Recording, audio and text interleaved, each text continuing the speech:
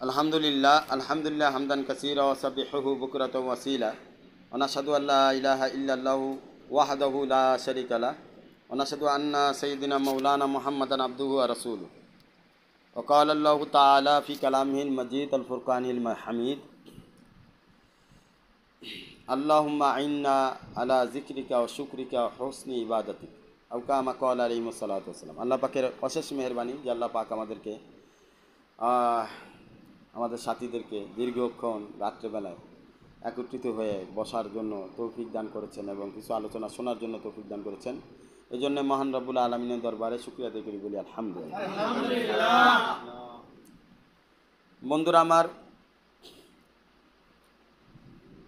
উকাব নামে একটি পাখি আছে। এই পাখিটার বয়স যখন 40 বছর হয়ে যায় তখন সে নিজের ঠোঁট দিয়ে শিকার করতে পারে না। ঠোঁটটা লম্বা হয়ে যায়, পর অনেক বের হয়ে আসে, অনেক ভারী হয়ে যায়, হাতগুলো মানে পাখাগুলো ভারী হয়ে যায় এবং পায়ের নখ অনেক লম্বা লম্বা এবং বেঁকা হয়ে যায়, যার কারণে সে শিকার করতে পারে না, তার খাওয়া দাওয়া বন্ধ হয়ে যায়। তখন এই পাখিটার উপরে আল্লাহ পাকের পক্ষ থেকে এলহাম করা হয়। এলহাম অনুযায়ী সে কী করে, সে বড় উঁচা পাহাড়ের উপরে যে নিজের ঠোঁটটাকে পাথরের সাথে ঘর্ষণের মাধ্যমে বারবার আঘাতের মাধ্যমে ঠোঁটটাকে ভেঙে ফেলে। তারপরে অপেক্ষা করে নতুন ঠোঁট আসার জন্য। যখন নতুন ঠোঁট আসে, ওই নতুন ঠোঁট দিয়ে নিজের পায়ের নখগুলোকে নিজের পাও থেকে আলাদা করে ফেলে এবং যখন আবার অপেক্ষা করে পায়ের নখগুলো নতুন নখগুলো আসার জন্য, যখন নতুন নখগুলো আসে তখন সে পায়ের নখ দিয়ে এবং ঠোঁট দিয়ে পরগুলোকে আলাদা করে ফেলে। লম্বা লম্বা বড় বড় পরগুলোকে বের করে একদম হাত দিয়ে বের করে টেনে টেনে ছিঁড়ে ফেলে। এরপরে নতুন পর যখন আসে তখন সে নতুনভাবে পরবর্তী 40 বছরের জন্য নতুনভাবে প্রস্তুতি গ্রহণ করে। তো এই পাখির উদাহরণ এই জন্য দিলাম যে পাখির তো আখিরাত বলতে কিছু নাই, তার তো দুনিয়াটাই, এখানেই তার যতদিন জীবন, এটাই তার পুরস্কার, এটাই তার জীবন। এই জন্য সে 40 বছর পরে যখন সে বুড়া হয়ে যায়, পরবর্তী 40 বছরের জন্য কিভাবে প্রস্তুতি গ্রহণ করেন, বিষয়টা বোঝার বিষয়। আর আমাদের আখিরাত আছে, তো আমাদেরকে বালেগ হওয়ার পরেই, আমাদেরকে জ্ঞান হওয়ার পরেই আমাদেরকে আখিরাতের জন্য এই উকাব পাখির মতো হইতে হবে। নিজের নফসের ইচ্ছাগুলো, হারাম চাহিদাগুলো ভেঙে চুরে টুনমার করে দিতে হবে। উকাব পাখি তো নিজের ঠোঁট ভাঙছে, আমরা আমাদের মনের দিলকে ভাঙতে হবে। দিল কখন ভাঙবে? যখন আমি আমার চাহিদা, হারাম চাহিদাকে পুরা না করব, তখন দিল ভাঙতে থাকে। এইভাবে যদি আমি আমার দিল ভাঙতে থাকি, মনে রাখবেন পাহাড় ভাঙলে হীরা পাওয়া যায়, মুক্তা পাওয়া যায়। পাহাড় ভাঙার পরে ওর মধ্যে পেট্রোল পাওয়া যায়, অয়েল পাওয়া যায়, ডিজেল পাওয়া যায়, দামি দামি জিনিস সব পাহাড়ের ভিতরে, কিন্তু ভেঙে টুকরা করে ওর মধ্যে থেকে ওই দামি জিনিসকে আহরণ করতে হয়। ঠিক তেমনিভাবে আমাদেরকেও উকাব পাখির মতো হতে হবে। বন্ধুরা আমার, উকাব পাখির মতো আমাদেরকেও আমাদের নফসকে ভেঙে টুকরা টুকরা করতে হবে। যখন আমরা আমাদের নফসকে ভাঙবো, আল্লাহ পাক বলেন হাদিসে কুদসির মধ্যে, আনা ইনদা মুনকাসিরাতু কুলুবিহিম, আমি মানুষের ভাঙা চূড়া ঘরের মধ্যে থাকি। যেই ঘরটা মানুষ তার হারাম চাহিদাকে পূরণ না করার কারণে যেই ঘরটা ভেঙে টুকরা টুকরা হয়ে যায়, সেই ঘরের মধ্যে আমি আল্লাহ প্রবেশ করি। তাহলে বুঝেন, যদি আপনি আপনার নফসকে ভেঙে চুরে টুকরা টুকরা করতে পারেন, আপনার হারাম চাহিদাকে আপনি বাদ দিতে পারেন, তো আল্লাহ পাকের বিনিময়ে আপনাকে আল্লাহ পাকের ওই নূর দান করবেন, যেই নূর আপনার নফসের ঘর ভেঙে চুরে গেলেই তখন প্রকাশ পাবে। বন্ধুরা আমার, আমাদেরকে উকাব পাখির মতো হতে হবে। আখিরাত হলো আমাদের আসল। এই জন্যে দুনিয়ার হারাম চাহিদা পূরণ করতে গিয়ে আখিরাতের, বন্ধুরা আমার,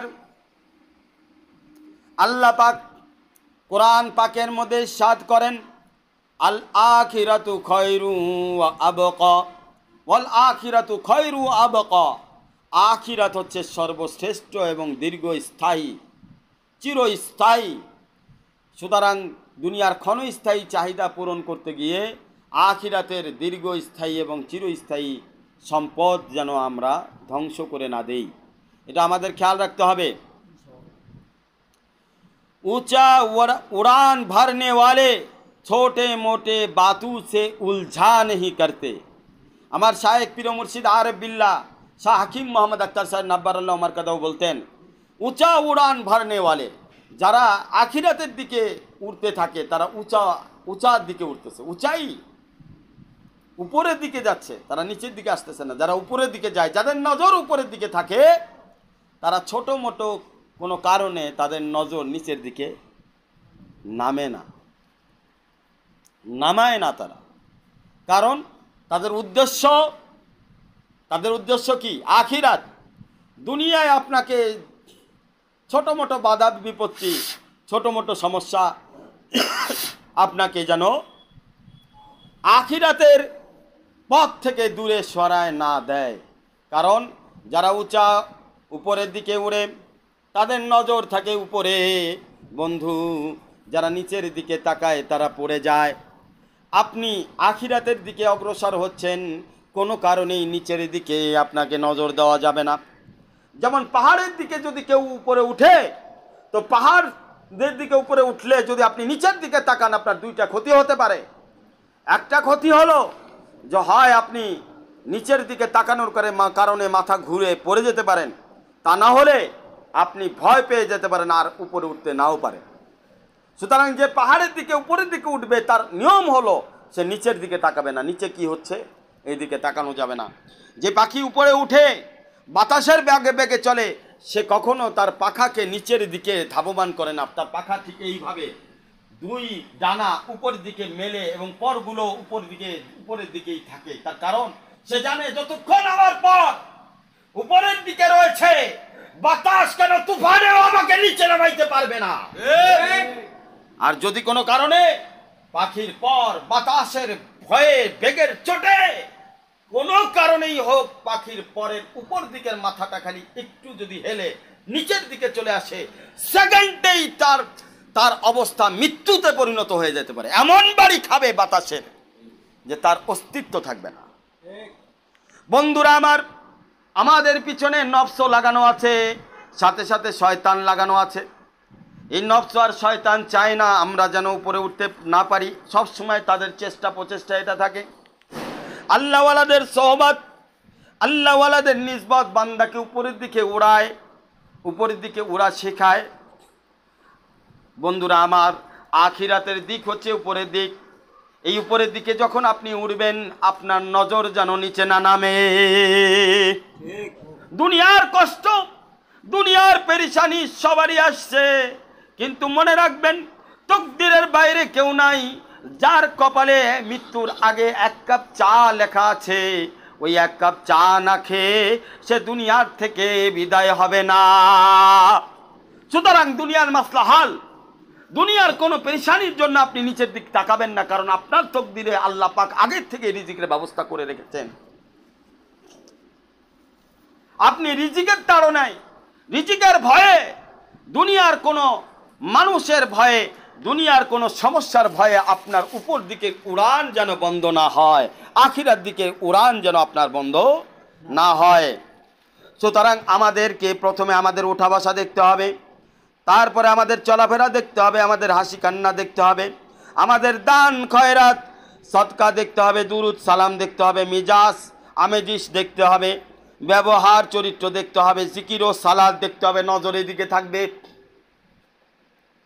যেই কয়টা কথা বললাম, আমাদের উঠা বসা যেন আল্লাহর জন্য হয়, আমাদের চলাফেরা যেন আল্লাহর জন্য হয়, হাসি কান্না যেন আল্লাহর জন্য হয়, দান সদকা খয়রাত যেন আল্লাহর জন্য হয়, দুরুদ ও সালাম যেন আল্লাহর জন্য হয়, আমাদের মিজাজের মধ্যে রাগ ভালোবাসা আবেগ যেন আল্লাহর জন্য থাকে, আমাদের ব্যবহার চরিত্র সম্পূর্ণই যেন আল্লাহর জন্য রসুলের তরিকা অনুযায়ী হয়, আমাদের জিকির এবং আমাদের সালাত নামাজ দোয়া তালিম তাআল্লুম দাওয়াত এগুলো সব আমরা কার জন্য করব বলেন? আল্লাহর জন্য করব। আল্লাহ তাআলা আমাদেরকে আমল করার তৌফিক দান করেন। হযরত শেখ সাদি রহমাতুল্লাহ আলাইহি বলেন, চেহেল সালেম রে আজিজাত গোজাস্ত মিজাজে তু আজহা লিতিফলিন আগাস্ত। হযরত শেখ সাদি রহমাতুল্লাহ আলাইহি বলে, একটা বান্দার যদি 40 বছর পুরা হয়ে যায় তো আল্লাহর পক্ষ থেকে তার বিশেষ বিশেষ যত আলামত দেখানো দরকার, যত নাজারা দেখানোর দরকার, কুদরতের আলামত এবং কুদরতের কারিশমা যা যা দেখানোর দরকার, আল্লাহ পাক বান্দার 40-এর মধ্যে পুরা করে দেয়। এই 40-এর মধ্যে যদি বান্দা পরিবর্তন না হয় তো 40-এর পরে আর পরিবর্তন হওয়া সম্ভব হয় না। 40-এর মধ্যে বান্দা যদি আল্লাহর পথে অগ্রসর না হয়, কোরআন না শিখে, হাদিস না শিখে, সুন্নতের উপরে না চলে, তো 40-এর পরে যে তখন তার অবস্থা ব্যাট ঠেঙে মানুষের মতো হয়ে যায়। চেষ্টা করেও সূরা ফাতিহা সোজা করতে আর পারে না, চেষ্টা করেও আর নিজের নামাজকে সহি করতে পারে না, নিজের ইসলাহ তরবিয়তকে সহি করতে পারে না, কারণ 40 বছরের মধ্যে আল্লাহ পাকের কুদরতের সমস্ত নিশানা পুরা হয়ে গেছে। বন্ধুরা আমার, 40-এর মধ্যেই আমাদেরকে আল্লাহর প্রিয় বান্দা হতে হবে, তা যেভাবেই হোক। 40-এর মধ্যেই আমাকে কোরআন শিখতে হবে, 40-এর মধ্যেই আমাকে সুন্নত শিখতে হবে, 40-এর মধ্যেই আমাকে আল্লাহর সাথে সম্পর্ক করে নূর অর্জন করতে হবে। বন্ধুরা আমার, এই 40-এর মধ্যে আমি আমার মিজাজকে পরিবর্তন করে আল্লাহ ওয়ালাদের মিজাজ, ইমান ওয়ালাদের মিজাজ, ইয়াকিন ওয়ালাদের মিজাজ, তাকওয়া ওয়ালাদের মিজাজ, তাহারাত ওয়ালাদের মিজাজ, সবর শুকর করনে ওয়ালাদের মিজাজ আমি আপনার মিজাজের মধ্যে আনার চেষ্টা করব ইনশাআল্লাহ। আল্লাহ পাক আমাদের সকলকে কবুল করেন, আমিন। বন্ধুরা আমার, একটা বিশেষ মেজাজ কি? বিশেষ মেজাজ হচ্ছে নিজের চোখে নিজেকে ছোট মনে করা। এটা মহা একটা চরিত্রের অন্তর্ভুক্ত। নিজেকে বান্দা যখনই যে কারণেই হোক, যদি কোনো কারণে নিজেকে বড় মনে করে, আমি কিছু একজন, আমাকে কেন এরকম করা হলো, আমার সাথে কেন এরকম ব্যবহার করা হলো, আমাকে কেন এমন বলা হলো, কেন আমাকে ধাক্কা দেওয়া হলো, কেন আমাকে অপমান করা হলো, বেইজ্জতি করা হলো, কেন আমার কথা রক্ষা করা হলো না, এই ধরনের মিজাজ যাদের, এই ধরনের কথা যারা চিন্তা করে, এরা পরবর্তীতে অহংকারী বান্দা হিসেবে আল্লাহর লিস্টের মধ্যে লিস্টেড হয়ে যায়। বন্ধুরা আমার, এই জন্য সমস্ত আল্লাহওয়ালারা উপরে উঠে কিভাবে, আমি সেই রাস্তা বলতেছি। এটা এমন একটা লিফট, আপনি সিঁড়ি দিয়ে উঠতে আপনার অনেক সময় লাগবে, কিন্তু যদি লিফটে উঠেন তো আপনি খুব দ্রুত পার হয়ে যাবেন। আর যেই লিফটে আপনাকে উঠতে হবে সেইটা হলো, আপনি যদি আল্লাহ পর্যন্ত দ্রুত রকেটের বেগে লিফটে আর মাধ্যমে আপনি আল্লাহ পর্যন্ত পৌঁছাতে চান, তাহলে আপনার জন্য আমার পরামর্শ হলো আপনি নিজেকে ছোট মনে করেন। সব সময় এক বুজুর্গ রাস্তা দিয়ে যাচ্ছিলেন, হঠাৎ তার মাথার উপরে ময়লা পড়েছে। বুজুর্গর সাগরেদটা বলছে, হজরতওয়ালা কি ওইটারে ধইরা এখন এমন একটা আচ্ছা পিটাই দিব যে আপনার মাথায় ময়লা ফেলেছে। তো ওই বুজুর্গ বলেন যে না, এটা কখনোই করা যাবে না, কারণ আমি জানি আমি যে আমল করেছি এই আমল অতটুকু দরজা রাখে না, যেই দরজা রাখলে বান্দার মাথা পরিষ্কার থাকবে। যে ময়লা ফালাইছে, আল্লাহ পাকের থেকে বড় কিছু আমার মাথার উপরে ফালায় দেয় নাই, এই জন্যে আমি আল্লাহর শুকরিয়া আদায় করতেছি। এই বুজুর্গকে আপনি দেখেন, মাথার উপরে ময়লা পড়ার পরে সে কিভাবে চিন্তা করেছে, কিভাবে চিন্তা করলো যে এর থেকেও বেশি আমার গুনার কারণে, আমার বদামলির কারণে এর থেকেও বড় কিছু আমার মাথার উপরে পড়ার কথা ছিল, কিন্তু আল্লাহ পাক সাধারণ ময়লা আমার মাথায় ফলাইছে। আল্লাহ পাকের শুকরিয়া, এর দ্বারা আল্লাহ আমার গুনাহ যদি মাফ করে দেয়, আল্লাহ পাকের শুকরিয়া। বলেন, এটা আমি নিজের মন মতো বলতেছি না, আল্লাহ রসুল সাল্লাল্লাহু আলাইহি সাল্লামের দোয়া। আল্লাহ রসুল সাল্লাল্লাহু আলাইহি সাল্লাম নিজেও এই দোয়া করেছেন। কিভাবে করেছেন? আল্লাহুম্মা জাআলনি ফি আইনি সগীরা ফি আয়ুনিন নাস কাবীরা। আল্লাহুম্মা জাআলনি, আল্লাহ তুমি আমাকে বানাও আমার চোখে ছোট, ছোট থেকে ছোট, আরো ছোট কঙ্কর বানায় দাও, এর থেকে ছোট বানায় দাও, ধুলাবালি বানায় দাও। আর ফি আয়ুনিন নাস কাবীরা, মানুষের চোখে আমাকে ইজ্জতওয়ালা বানায়া দাও, কারণ আমি আমার নিজেকে নিজের চোখে যতক্ষণ ছোট মনে করব ততক্ষণ মানুষ আমাকে বড় মনে করতে থাকবে। একটা উসুল, একটা নিয়ম আল্লাহ রসুল শিখাই দিল, যদি তুমি সম্মানিত হতে চাও, সমাজে বড় হতে চাও, আল্লাহর কাছে বড় হতে চাও, মহান হতে চাও, আল্লাহর প্রিয় বান্দা হতে চাও, তাহলে তোমাকে একটা লিফট, সহজ এবং সংক্ষিপ্ত একটা লিফটের কথা আল্লাহ রসুল এই দোয়ার মাধ্যমে শিখাই দিলেন।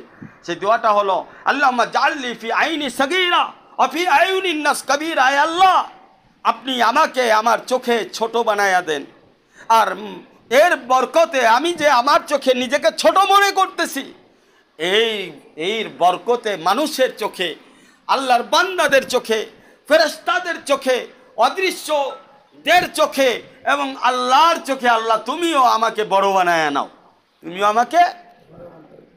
বন্ধুরা আমার, যে যত নিজেকে ছোট মনে করবে সে তত ঊর্ধ্বগতিতে উঠবে। মনে রাখবেন, শক্তি পয়দা হয় নিচের দিকে চাপ দিলে। কলের মধ্যে পানি ওঠে, দেখবেন নিচের দিকে চাপ দেওয়া হয়, উপরে পানি ওঠে। যত নিচের দিকে প্রেসার দিবেন, প্রেসার সব সময় নিচের দিকে হয়। মোটর সাইকেল চালাইলে গিয়ার ফালায় নিচের দিকে, গাড়ি চলে সামনের দিকে। রকেট যখন ছাড়ে দেখবেন ও নিচের দিকেই প্রেসার দেয়। কম্প্রেসার নামে একটা যন্ত্র আছে, এসিতে লাগানো হয়, গাড়িতে লাগানো হয়, এসি চলে, ওটার প্রেসারও নিচের দিকে হয়। নিচের দিকে প্রেসার হয় উপরের দিকে, চুলায় আগুন ধরে নিচের দিকে, নিচের দিক থেকে গ্যাসের লাইন দিয়ে প্রেসার দেওয়া হয়, ওদিক দিয়ে আগুন জ্বালাইলে আগুন ধাউ ধাউ করে জ্বলতে থাকে। আপনি দেখবেন যখন গ্যাস নেয় গাড়িতে, তখন দেখবেন যে প্রেসার নাই, বলে কি প্রেসার নাই, প্রেসারের কারণে গ্যাস অল্প ঢোকে, প্রেসার বেশি থাকলে গ্যাস বেশি ঢোকে। তো প্রেসার নিচের দিকে হয়, গ্যাস উপরের দিকে প্রবেশ করে। ঠিক তেমনি বান্দা যখন নিজেকে ছোট মনে করবে, ছোট মনে করাটা একটা প্রেসার। এই প্রেসারটা যখন আপনি আপনার নফসের মধ্যে চরম আকারে দিবেন, ঠিক যত প্রেসার দিবেন ততই আল্লাহর দিকে আপনি লিফটের মতো আল্লাহর দিকে চলতে থাকবেন, এবং আল্লাহ আপনাকে আকর্ষণ করে নিজের দিকে নিয়ে নিবে। আল্লাহু ইয়াস্তাবি ইলাইহি মা ইয়াশা ওয়া ইয়াহদি ইলাইহি মা ইউনিব। আল্লাহ কয়, আমি আমার বন্ধু হিসেবে যাকে খুশি নির্বাচন করি, কিন্তু শর্ত হলো যে চায়। তো যে চায় তার স্বভাব এবং চরিত্র কেমন হবে? সে নিজেকে ছোট মনে করবে, প্রেসার দিবে, নিজেকে ছোট মনে করবে, প্রেসার দিয়ে নিজেকে ছোট রাখবে। যে যত বেশি নিজেকে ছোট মনে করতে পারবে, সে তত বেশি আল্লাহ তাআলার কাছে দামি হয়ে যাবে। खास होकर भी आम जैसा रहना, रब को देख कर जिंदगी ऐसा गुजरना। আমার শায়েখ পীর মুর্শিদ আরিফ বিল্লাহ শাহ হাকিম মোহাম্মদ আখতার সাহেব নব্বর মারকাদো বলেন, আপনি খাস, অনেক বিশেষ বান্দা।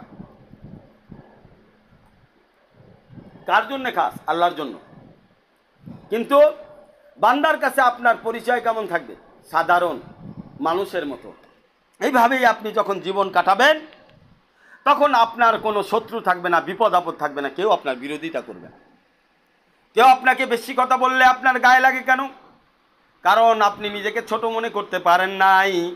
যদি আপনি ছোট মনে করতেন, তাহলে আপনার শায়েকের বেশি কথা শায়েক যদি বলে ইসলার জন্য আপনার কাছে মিষ্টি লাগতো, সাথীরা বললে মিষ্টি লাগতো, একে অপরে অনেক সময় বেশি কথা বললেও মিষ্টি লাগতো, কিন্তু আপনার কাছে মিষ্টি লাগে না, তিতা লাগে। কারণ কি? কারণ আপনি আপনার আসল রূপ, যেই রূপ আপনি ধারণ করলে আল্লাহর হতে পারতেন, সেই রূপে এখনো আসতে পারেন নাই। আর সেই রূপটা কি?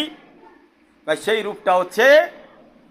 রূপটা হচ্ছে আপনি নিজেকে নিজের কাছে ছোট মনে করেন। আল্লাহ পাক কোরআনের মধ্যে সূরা আদিয়াতে বলেন, ওয়াল আদিয়াতি দবহা, শপথ ওই ঘোড়ার যেই ঘোড়া ঊর্ধ্ব শ্বাসে বেগমান ধাবমান অবিরত চলমান থাকে সর্বদা। আল্লাহ পাক ঘোড়ার কসম নিচ্ছেন কোরআন পাকের মধ্যে। আল্লাহ বলতেছেন শপথ ওই ঘোড়ার, যেই ঘোড়াটা সর্বদা প্রস্তুত থাকে যুদ্ধের ময়দানে যাওয়ার জন্য, সর্বদা প্রস্তুত থাকে চলার জন্য, কখনো থামে না। থামা কি জিনিস ঘোড়া জানে না, ঘোড়া এটা জানেই না।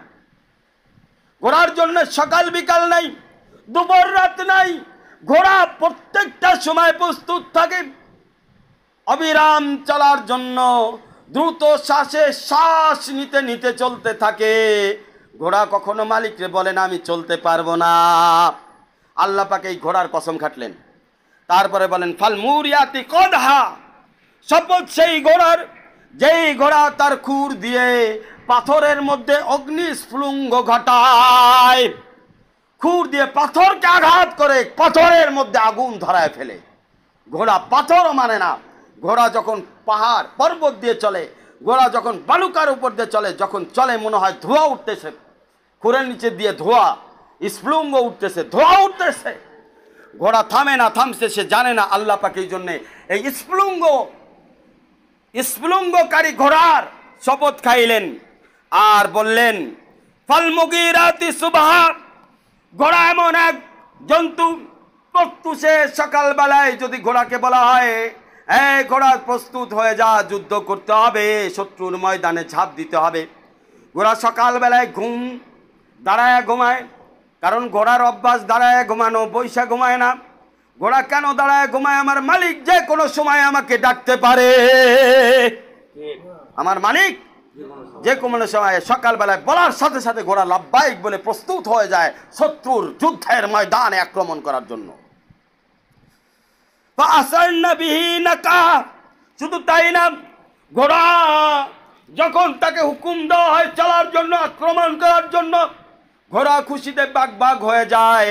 তার পদধূলি দ্বারা তার খুশি সে প্রকাশ করতে থাকে, নেজ নাড়ায় নাড়ায় প্রকাশ করতে থাকে, মাথা নাড়ায় নাড়ায় প্রকাশ করতে থাকে, মালিককে বলতে থাকে আমি প্রস্তুত, আপনি প্রস্তুত কিনা।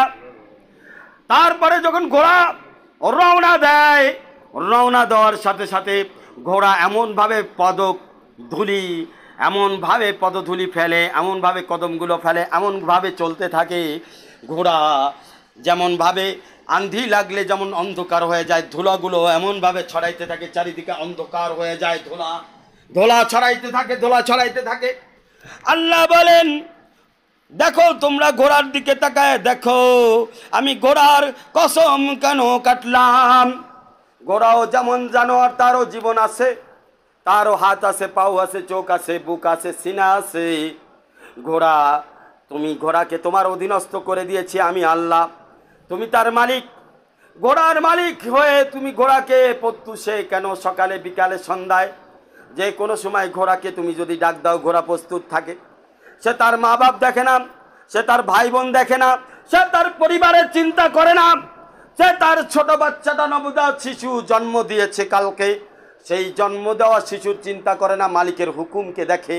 আমার মালিক কি বলল, সে মালিকের হুকুমকে দেখি। সে জানে যুদ্ধের ময়দানে গেলে তীরের আঘাতে আমি ছিন্ন ভিন্ন হয়ে যাব, কামান আর তোপের আঘাতে আমার গর্দান উড়ে যেতে পারে। তারপরেও ঘোড়া ভয় পায় না, বীরত্বের মতো বীর সেজে ঘোড়া ময়দানের মধ্যে নেমে যায়, শত্রুদের ঝুন্ডের মধ্যে নেমে যায়, শত্রুদের ক্ষেপণাস্ত্রের মধ্যে সামনাসামনি হয়ে যায়, শত্রুদের তীরের মুখোমুখি হয়ে যায়, শত্রুদের বস্ত্রের সামনে চোখে চোখ লাগায় ঘোড়া তাকায়া থাকে। ঘোড়াকে দেখে এমন মনে হয় বিপক্ষ শত্রুর দল মনে করে এই ঘোড়া সাধারণ ঘোড়া নয়। বন্ধুরা আমার, আল্লাহ কেন ঘোড়ার কসম কাটলো? কসম কেন কাটলো? বান্দার কথা কেন বুঝাইতে চাইলো? দেখো আমি ঘোড়া বানাইলাম, এই ঘোড়াকে দেখো সে তার জীবনের মায়া ছেড়ে দিছে, মালিকের কথা শোনার ক্ষেত্রে জানের মায়া ছেড়ে দিছে, মালের মায়া ছেড়ে দিছে, তার সন্তানের মায়া ছেড়ে দিয়ে সে তার মালিকের কথা রক্ষা করার জন্য যুদ্ধের ময়দানে অকতরে নিজের জান দিতে প্রস্তুত হয়ে গেছে।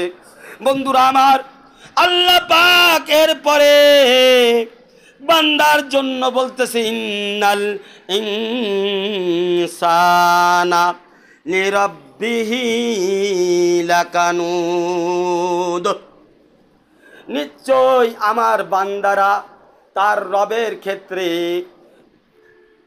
অনেক অকৃতজ্ঞ। আল্লাহ বলে দিলেন ঘোড়ার মতো, তো ঘোড়া একটা জানোয়ার, তুমি যখন ঘোড়া পালো, ঘোড়া তোমার কৃতজ্ঞতা পেশ করলো, জান দিয়ে তোমার প্রভুত্বকে স্বীকার করে কৃতজ্ঞতা পেশ করলো, কিন্তু তুমি বান্দা হয়ে আমি আল্লাহর কৃতজ্ঞতা প্রকাশ করলা না। আমি আল্লাহ তোমার আসমান দিলাম, জমিন দিলাম, মা বাবা ভাই বোন দিলাম, সব কিছু দিলাম, দোকান দিলাম, ব্যবসা দিলাম, সব দেওয়ার পরেও তোমার মন পাইলাম না। ঘোড়ারে তুমি কি দিছো? ঘোড়ারে তুমি কিছুই দাও নাই। ঘোড়ারে আমি আল্লাহ বানাইছি, আমি খাওয়াইয়া পালন করে তোমার অধীনস্থ বানাই দিছি, তাই ঘোড়া তোমার এমন কথা শুনে আর তোমারে আমি আল্লাহ কোনটা দেই নাই। ভাবি আইয়ি আলাই রাব্বিকুমা তুকাজ্জিবান, ভাবি আইয়ি আলাই রাব্বিকুমা তুকাজ্জিবান। আল্লাহ পাক বলেন, বলো আমার কোন কোন নিয়ামতকে অস্বীকার করতে পারো?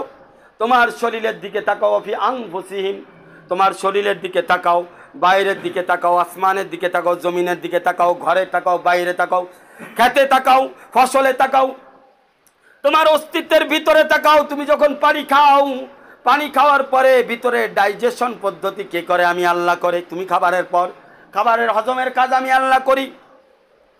এত কিছু করার পরেও তুমি ঘোড়া তার মালিকের সম্মান রাখলো, তুমি তার রবের সম্মান রাখতে পারলা না। তোমার মতো অকৃতজ্ঞ বান্দা আর কেউ হতে পারে না।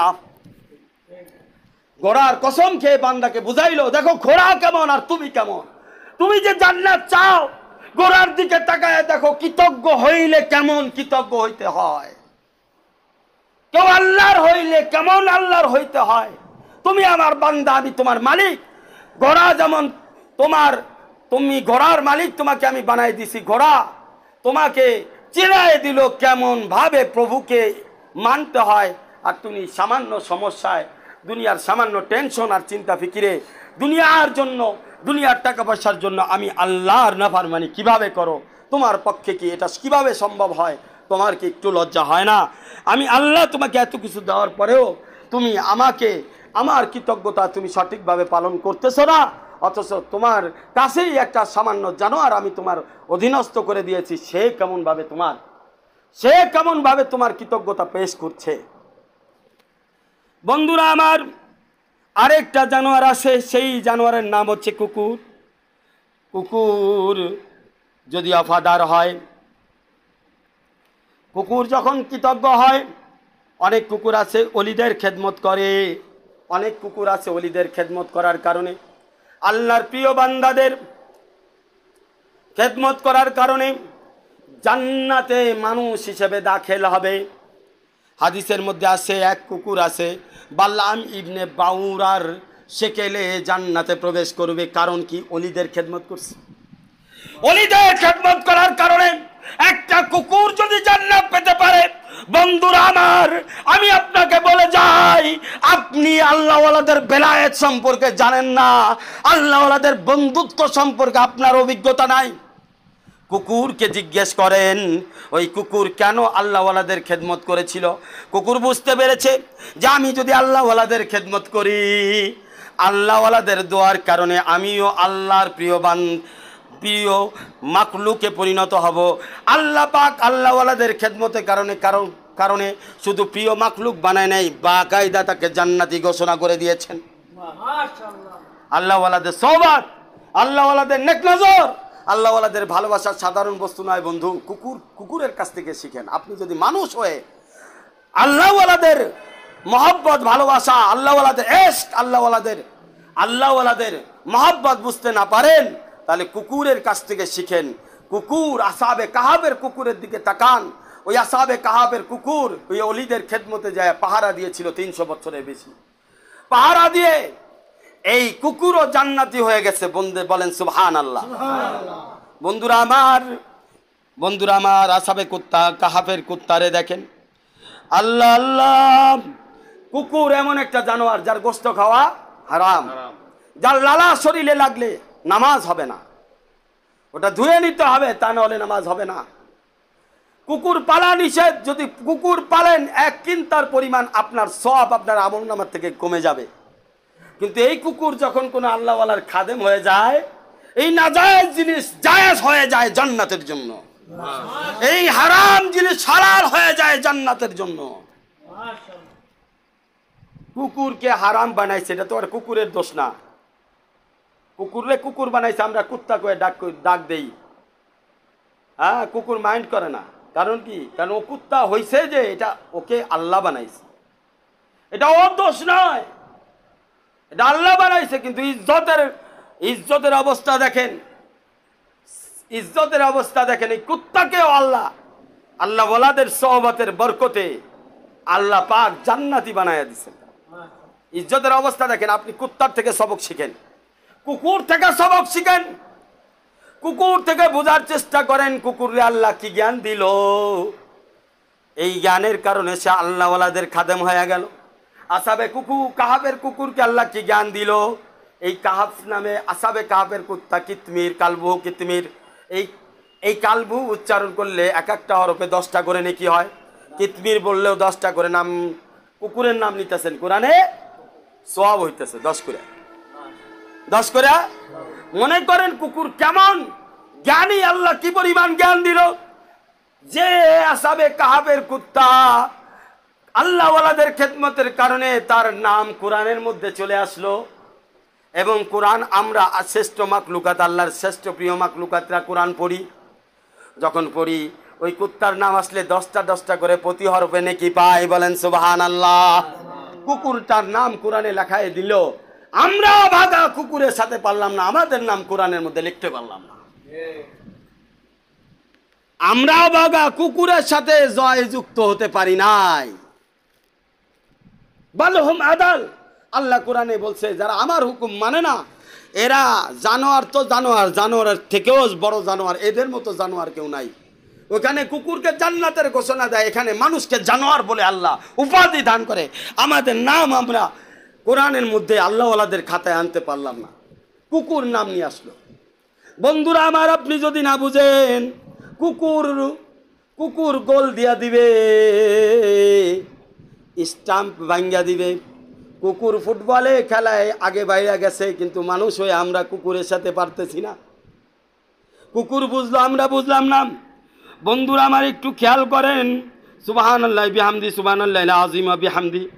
কাজী সাহেব নাম করে এক বুজুর্গ আসিল, ওনার কাছে কিছু ওলামা একরাম আসলেন, বললেন হযরত বৃষ্টি হয় না মেলা দিন ধরে, একটু বৃষ্টির ব্যবস্থা করেন, একটু দোয়া করেন আল্লাহর কাছে যাতে বৃষ্টি আল্লাহ পাক দিয়া দেয়।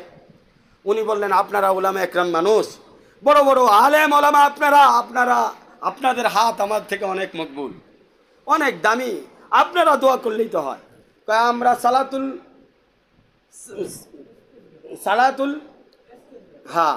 সালাতুল বৃষ্টি, সালাতুল ইস্তেসগা, এইটা আমরা বারবার পড়তেছি, কিন্তু কাজ হচ্ছে না। আপনার কাছে অবশেষে, আপনি তো খানকায় বসে থাকেন, বের হয়ে তো উম্মতের অবস্থা দেখেন না। আমরা বৃষ্টি না হওয়ার কারণে খরার ভিতরে অবস্থা আমাদের পেরিশান নাজেহাল। আপনার একটু মেহেরবানি করে যদি একটু দোয়া করাতেন। কাজী সাহেব বললেন যে আচ্ছা, তোমাদের দোয়া যদি কাজ না হয় এক কাম করি, কুত্তার দিয়া দোয়া করাই, কুত্তা গদিয়া। ওলামা একরাম অবাক হয়ে গেল, এটা কি কয়, কুত্তারে দিয়া নাকি দোয়া করাবে।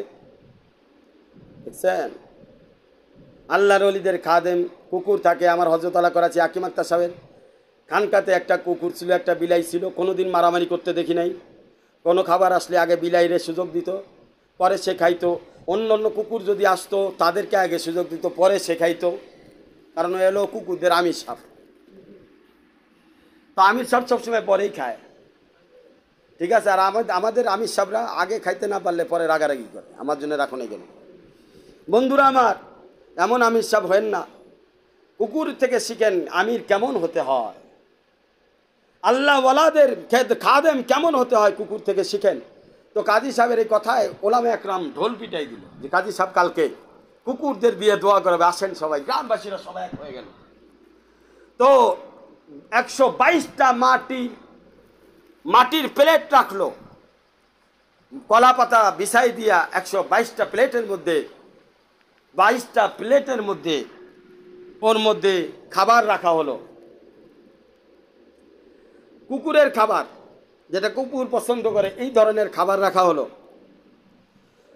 হালুয়া রাখা হলো, রুটি রাখা হলো। এরপরে ওই আল্লাহ ওলি কাজী সাহেবের কাছে একটা কুকুর সবসময় ওনার খেদমতে থাকতেন, আশেপাশে পাহারা দিতেন। এই কুকুরটা কাজী সাহেব কানে কানে বলল, একটু দাওয়াতের ব্যবস্থা করছি, সবাইকে একটু ডাক দাও। এই কুকুর দৌড় দিয়ে সবাইকে ডাক দিয়ে নিয়ে আসলো, 122টা কুকুরই আসলো, প্রত্যেকটা প্লেটে চারজন করে বসলো, চারিদিকে বসলো, এমনভাবে বসলো যে কেউ কারো দিকে তাকাচ্ছে না, সকলের টার্গেট কখন এই আমির কুকুর অর্ডার দেয়ার খাওয়া শুরু করবে, কেউ খাচ্ছে না। যখন আমির সাহেব এই কুকুর আমির সাহেব খাওয়া ধরলো, তো প্রত্যেকে খাওয়া শুরু করছে এবং কেউ কারোর সাথে লড়াই করছে না। কাজী সাহেব বলছে, দেখো দিনের ব্যাপারে যখন কুকুরও একত্রিত হয় তারা শান্তশিষ্ট থাকে, তারা আপোষে লড়াই করে না। আর আমরা এমন জামাত হইছি, একজন আরেকজনের পাশার মধ্যে কি আছে এইটা লাগিয়ে থাকি। আমাদের দিন ইসলামের জামাতগুলো, শুধু আমাদের কথা না, সব জায়গায় একজন আরেকজনকে কেমনে পিছনে ফালাই দিয়া শায়েকের আপন হওয়া যায়, চেয়ারম্যান মেম্বারের আপন হওয়া যায়, এমপি সাহেবের আপন হওয়া যায়, বড় হুজুরের আপন হওয়া যায়। অন্য হুজুররা মারামারি শুরু করে দিচ্ছে, এক জামাত আরেক জামাতের সাথে লড়াই, অথচ কুকুর থেকে সবক নেন। কাজী সাহেব যখন কুকুরদেরকে হাজির করলো, সব কুকুররা শান্তশিষ্টভাবে খাচ্ছে, কেউ কারো সাথে লড়াই করতেছে না। বন্ধুরা আমার, দিনের ব্যাপারে যখন আসবেন, কোথাও দিনের দাওয়াত যখন দিবে, কোথাও দিনের কথা যখন শুনবেন, দিনের আলোচনা যখন শুনবেন, দিনের কাজে মেহনতের জন্য যাবেন, সর্বনম্বর উসুল হলো আপোষে লড়াই করা যাবে না। যেখানে ঝগড়া হয় সেখানে নেকি থাকে না, সেখানে শয়তান থাকে। যেখানে তর্ক বিতর্ক হয়, মতবিরোধ হয়, মত পার্থক্য হয়, সেখানে আল্লাহর রসুল থাকে না, সেখানে শয়তান ঢুকে যায়।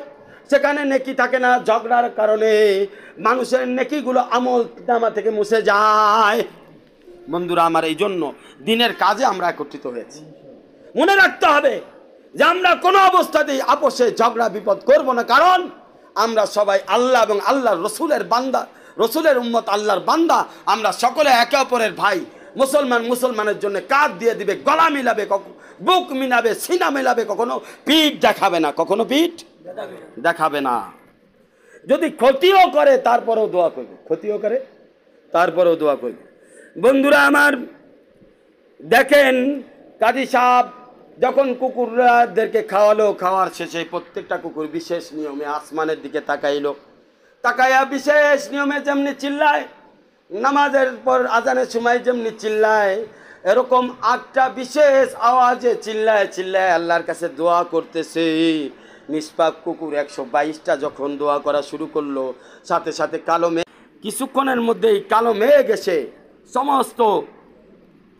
সমস্ত আকাশকে ছেয়ে নিল এবং বৃষ্টি নামা শুরু হয়ে গেল, বৃষ্টি নামা শুরু হয়ে গেল।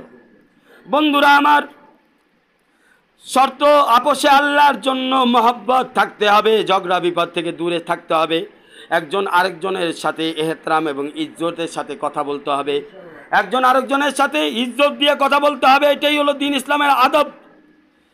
এবং সকল প্রকার নেক কাজ শুধুমাত্র আল্লাহ পাকের রাজি খুশি করার জন্য করতে হবে, দুনিয়ার কোনো উদ্দেশ্যে যেন না হয়। এটার নাম হলো ইখলাস। বন্ধুরা আমার, অন্যান্য মাখলুক দোয়া করে, এটা দলিল হলো যখন বান্দা এলেম শিখতে যায়, এখনো এলেম শিখার নিয়ত করছে, এখনো যায় নাই, নিয়ত করছে, তখনই গর্তের পিপিলিকা থেকে সমুদ্রের মৎস্য পর্যন্ত তার জন্য দোয়া মাগফিরাত করতে থাকে। এটার রহস্য কি?